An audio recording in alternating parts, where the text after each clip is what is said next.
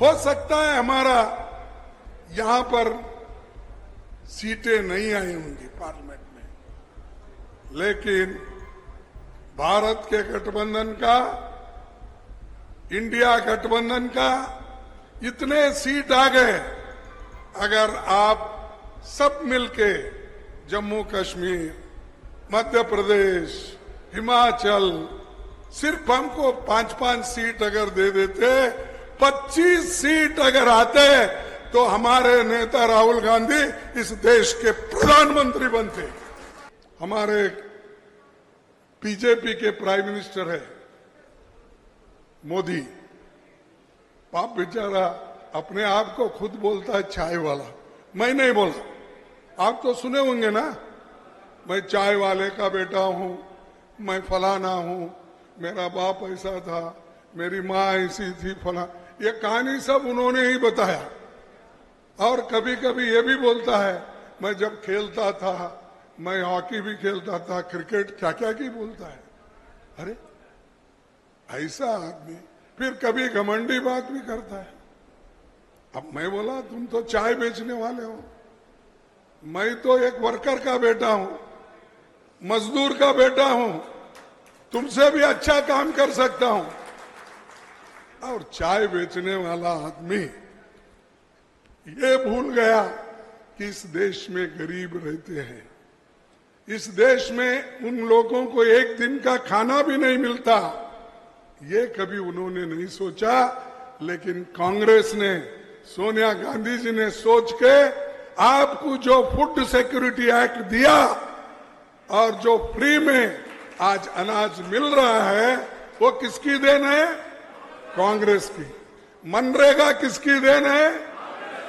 Free education किसकी then है? अरे तुम्हारे पास यार, मैं आया था वैष्णव देवी से, उधर क्या पीर पंजाल बोलते हैं, क्या चिनार बोलते हैं, वहां पर जो टनल ओपन करने के लिए मैं बना, यस बनियाल, अरे बनियाल करेक्ट, उन्हों करेक्ट है। हम सोनिया गांधी जी, मनमोहन सिंह जी, और उसमें फिर यहाँ के उस वक्त के आपके नेता, अब नहीं, तो वो थे सभी लोग। हम इनॉग्रेट करके ट्रेन चलाने के लिए हमने पूरी कोशिश की, और इलेक्शन आया, हम वो ट्रेन नहीं चला सके, लेकिन जो टनल में बनाने का था वो हमने ट्रेन छोड़ दिया। लेकिन मोदी बोलता है देखो वैष्णव देवी से पीर पंजाल तक जो चला ट्रेन, वो मेरी वजह से चला। अरे और बहुत से तुम्हारे पास जम्मू में यूनिवर्सिटी होगी, कश्मीर में होगी, तो वो यूनिवर्सिटी कभी देखा नहीं, फिर भी बोलता है कि मेरी जमाने में ये यूनिवर्सिटी बनी। ऐसा आदमी है। इसीलिए मैं एक ही शेर बोलता हूं, कभी घमंड मत करना, कभी घमंड मत करना। तकदीर बदलती रहती है, तकदीर बदलती रहती है, शीशा वहीं रहता है, बस तस्वीर बदलते रहती। अरे अब तुम्हारी तकदीर बदली है, जनता का काम करो भाई।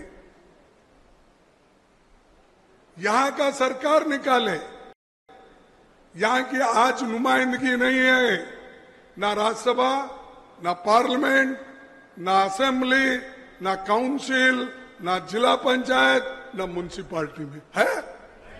किसने किया ये सब?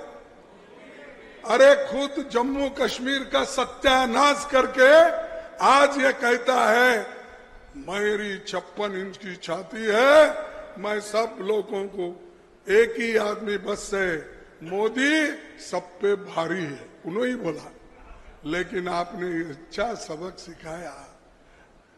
राहुल गांधी जी की जो यात्रा कन्याकुमारी से कश्मीर तक चली और उधर मणिपुर से लेकर बंबई तक चली, तो उनकी हवा उतरी ये हमारे 2024 के चुनाव में। अब उसकी मेजॉरिटी नहीं है, फिर भी पाप बेचारा पुकारते फिरते रहता है। मेजॉरिटी नहीं थी, जैसा हमारे को 208 सीट आए थे, यूपीए गवर्नमेंट बनी थी, उससे ज्यादा उसको आज एक 15-20 सीट ज्यादा मिले, लेकिन इसके ऊपर भी घमंड करता है। तीसरी बार मैं आया। अरे भाई, हमारे पास राजीव गांधी ने 415 सीट लेके आने के बावजूद कभी घमंड नहीं किया, कभी किसी के साथ बर्ताव जो करना था, अच्छा व्यवहार करना था, वो करते आए। सबको सम्मान देते थे, सबके साथ रहते थे। ये है राजीव गांधी और पंडित जवाहरलाल नेहरू देश को बचाने वाले, इंदिरा गांधी गरीबों के साथ रहने वाले। ये काम हमने किया। ये ऐसा है, इन्होंने तो हमेशा अपनी बात बताते हैं। परसों कभी 2023 में कभी शाह आए थे, सुना मैं, अपने जम्मू कश्मीर की तरफ, और उन्होंने कहा आप लोगों को जल्द से जल्द स्टेटहुड मिलेगा। दिया? कितना देर लगता उसको? अरे आपको डिसॉल्व करने में टाइम नहीं लगा। जैसा कि राहुल जी बोले, बहुत से स्टेट यूनियन टेरिटरी से राज्य बने, स्टेट बने, और स्टेट में बंटवारा होके फिर स्टेट बने, उनका नाम पूरा उन्होंने बदला। अरे आपको इतना नहीं करने आता? बिफोर इलेक्शन आप जो वायदा किए थे, फिर आपने क्यों नहीं किया स्टेटहुड डिक्लेयर? क्योंकि आपकी मंशा ये थी कि ये सुंदर कश्मीर जो है, जो लोग कहते हैं कि इस पृथ्वी पे एक जन्नत है, और ऐसे जन्नत को वो कायम कर लेके बैठना चाहते हैं। अपनी हुकूमत कहां तक चलती, चलने दो। और यहाँ का गवर्नर तो बादशाह बना, और जो कहता है वो होना, टेंडर नहीं होना, जिसको जहां कहेगा वो करना ही पड़ेगा। अरे ये क्या डिक्टेटरसी। और इसके पहले जो एक गवर्नर थे, उन्होंने खुद कहा वहां क्या है, रूल ऑफ लॉ नहीं चलता, जो ऊपर से दिल्ली से आता है वही करना पड़ता है। मैं नहीं कहा, यहां के जो पूर्व गवर्नर थे, क्या नाम उनका, सतपाल मलिक, उनका कहना है, मेरा नहीं। तो ये खुद उनके लोग ही कह रहे हैं, तो भी फिर मोदी जी और शाह वही घमंड में है। अब गया तुम्हारा, तुम अब ज्यादा दिन टिकने वाले नहीं है। हम इतना बड़ा तूफान लेके आ रहे हैं, उसमें आप लोग खत्म हो जाएंगे, रहेंगे नहीं, बचेंगे नहीं। फिर पूछना पड़ता है कि भाई उस तूफान में जो गिर जाते, एक ढूंढो, वही मोदी साहब कहाँ हैं, शाह साहब कहाँ हैं, जरा ढूंढो।